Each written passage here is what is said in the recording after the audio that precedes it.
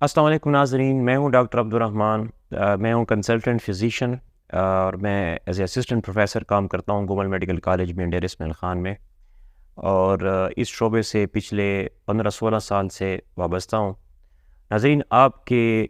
ساتھ میں آج ایک بہت ہی اہم موضوع پہ بات کروں گا، اور وہ ہے قسم کی کریئر کاؤنسلنگ، تاکہ ہمارے جو آنے والی نسل ہے اور ہمارے جو بچے ہیں ان کے لیے بہت ہی امپورٹنٹ ایک گائیڈ لائنز ہے جو میں ایک سنسیئرلی ایز اے ڈاکٹر دینا چاہتا ہوں۔ اس میں یہ ہے کہ آج کل ہم یہ دیکھتے ہیں، بلکہ شروع سے ہی کافی اس سے ہمارے جو والدین ہوتے ہیں ان کا ایک خواب ہوتا ہے، ایک شوق ہوتا ہے، جن کے بھی اچھے نمبر ہوتے ہیں وہ ان کی کوشش یہ ہوتی ہے کہ ہمارے بچے جو ہے ڈاکٹر بنیں اور میڈیکل پروفیشن میں جائیں۔ پہلے تو یہ سوچنا چاہیے اس میں کہ قدرت نے ہر بچے کے اندر ایک مختلف صلاحیتیں رکھی ہیں، کچھ جو ہوتے ہیں ہر ایک میں ڈفرینٹ ہوں گی، کسی میں لیڈرشپ کوالٹیز ہوں گی، کسی میں ایڈمنسٹریٹو ہوں گی، کسی میں آرٹس کی ہوں گی۔ وہ تو ایک پہلے سے یہ سوچنا چاہیے کہ بچے کے دیکھنا چاہیے کہ اس کے اندر کیا پیشن ہے، اس کی کیا انٹرسٹ ہیں، تو اس کے مطابق ویسے ہی جانا چاہیے۔ پہلے تو یہ بات ایک امپورٹنٹ ہے، لیکن چونکہ ہمارا ایک اس طرح ایک سوسائٹی، ہمارے کلچر ایسے ہے کہ پیرنٹس اکثر ان کی ایک خواہش ہوتی ہے اس طرح کی، تو اس کے متعلق میں ایک بات کرنا چاہتا ہوں۔ پہلے تو سب سے پہلی بات تو یہی ہے، میں آپ کو یہ کہوں گا کہ آپ کے بچے کا جو یا بچی کا جو انٹرسٹ ہے اس کے مطابق اسکول کے دوران ہی ان کا دیکھنا چاہیے کہ اس کے اندر کون سی کوالٹیز ہیں، اس کا ٹیمپرامنٹ کیا ہے، اس کی لائکس کیا ہیں، کس کس چیز میں وہ ہے۔ تو زبردستی جو ہے کسی کے اوپر کوئی پروفیشن نہیں تھوپنا چاہیے۔ اگر اس کے اندر ایسی کوالٹیز ہیں تو جس میں کے اندر اس کی جو ہے نا میڈیکل کے ساتھ اس کی ایک ایفیلیشن انٹرنل ہے، تو اگر آپ نے خود اس کے ذہن پہ ایک ڈال دیا ہے تو وہ تو ایک علیحدہ بات ہے، لیکن پہلے تو یہی چیز ہونی چاہیے۔ لیکن اگر جانا ہی ہے میڈیکل میں تو پھر میں آپ کو ایک سجیشنز دینا چاہتا ہوں کہ آج کل کے ہمارے ملک میں یہ شعبہ جو ہے اس طرح کی جس طرح پہلے تھا آج سے کچھ عرصے پہلے تک،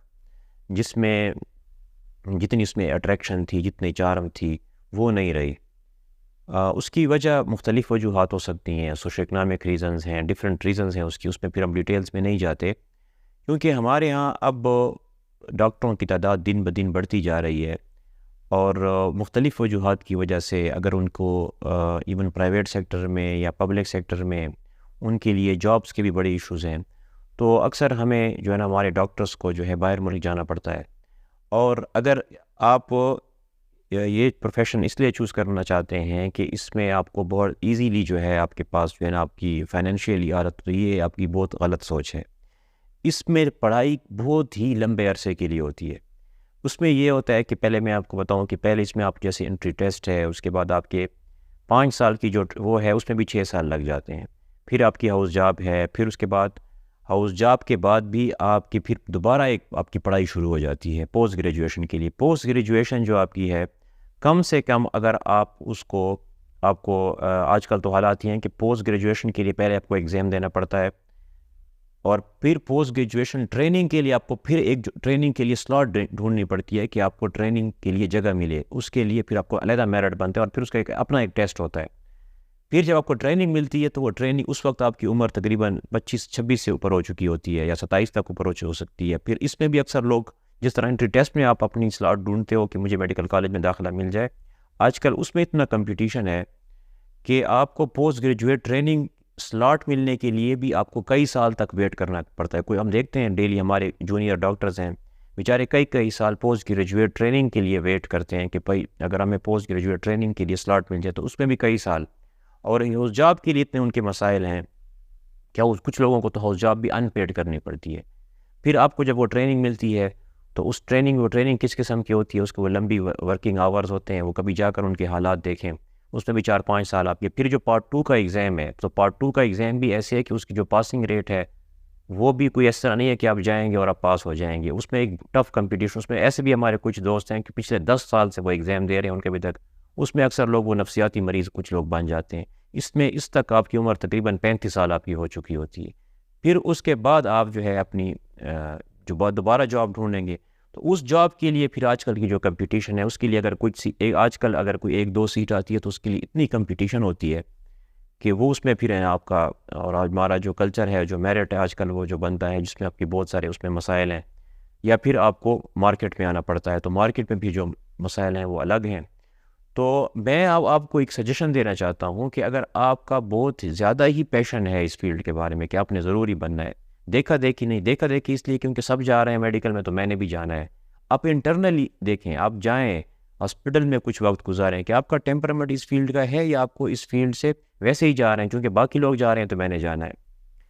ہاں الگ ایسے ہی آپ کہ اتنا ہی آپ کا شوق ہے تو پھر تو ٹھیک ہے. اگر آپ کا ایسے شوق نہیں ہے، ویسے ہی دیکھا دیکھے، تو آپ پلیز آپ اپنے شوق کو دیکھتے ہوئے اپنے پروفیشن میں جائیں. آج کل ڈیجیٹل دور ہے اور جو آرٹیفیشل انٹیلیجنس کا دور ہے. آج کل کچھ ایسے پروفیشنز ہیں جو نیئر فیوچر میں اگلے کچھ سالوں میں یا شاید اس سے بھی پہلے بہت سارے پروفیشنز ختم ہو جائیں گے یا ان پروفیشنز کے اندر نئی چیزیں آئیں گی. تو آئندہ آنے والا فیوچر جو ہے وہ اس طرح کی فیلڈز ہیں کہ وہ ان کی ہمارے والدین نے یا ہمارے جو بڑے ہیں انہوں نے ان کا نام تک نہیں سنے ہوئے. مشین لرننگ ہے، آرٹیفیشل انٹیلیجنس ہے، ڈیپ لرننگ ہے، گرافک ڈیزائننگ ہے، ایڈیٹنگ ہے. اس کو شاید یہ عام لوگ سمجھتے ہوں گے کہ شاید یہ کوئی کلر کا اور کمپوزنگ والے کا کام ہے، لیکن ایسے نہیں ہے. آگے فیوچر ان چیزوں کا آنے والا ہے. تو آپ لوگوں سے درخواست ہے کہ ان چیزوں میں انٹرسٹ پیدا کریں، اور جن لوگوں کو یہ ڈیجیٹل چیزیں آتی ہیں، آن لائن چیزیں آتی ہیں، وہ لوگ آگے سروائیو کر سکیں گے. تو بجائے آپ اگر کچھ لوگ میڈیکل سے اگر رہ بھی جاتے ہیں یا ان کا میڈیکل میں داخلہ نہیں ہوتا، تو ان کے لیے یہ ایک سجیشن ہے کہ وہ ایسی چیزوں میں ان کے یہ نہیں. بعض لوگ کیا ہوتے ہیں بیچارے میں دیکھتے ہیں، مطلب ہزاروں لاکھوں لوگ ٹیسٹ دیتے ہیں آج کل، تو اس میں کچھ سیٹیں ہوتی ہیں، تو جو رہ جاتے ہیں وہ بیچارے ڈپریس ہوتے ہیں کہ بھئی ہم تو رہ گئے. بس وہ سمجھتے ہیں کہ بس ہماری دنیا ہی ختم ہو گئی ہے. تو ایسا نہیں ہے. دنیا میں سینکڑوں شعبے ہیں، وہ ایک سے بڑھ کر ایک شعبے ہیں، ڈفرینٹ وہ ہیں، تو ان میں جا سکتے ہیں. تو میرے خیال میں ہاں البتہ یہ جو پرائیویٹ میڈیکل کالجز میں کروڑوں روپے ایک مڈل کلاس فیملی کے لیے، تو میں تو یہ ریکمینڈ نہیں کروں گا. ہاں البتہ ایسا ہے جس کا فیملی بیک گراؤنڈ ڈاکٹرز ہے، جن کا اپنا ہاسپٹلز ہے، جن کے والدین ڈاکٹرز ہیں، یا اس طرح کوئی ان کا اپنا سیٹ اپ ہے، تو پھر تو ٹھیک ہے. ادروائز